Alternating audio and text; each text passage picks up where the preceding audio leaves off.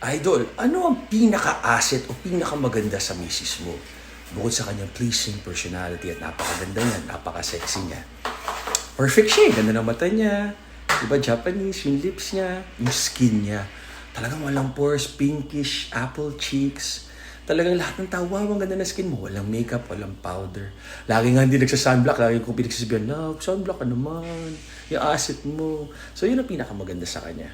So, natural beauty niya. Pero of course, yun yung kalooban niya na sobrang bait lumalabas. Pag nakita niyo na kasi mama dyan, ibig sabihin may masamang ginawa sa akin o sa kanya. Kasi sobrang bait yung tao.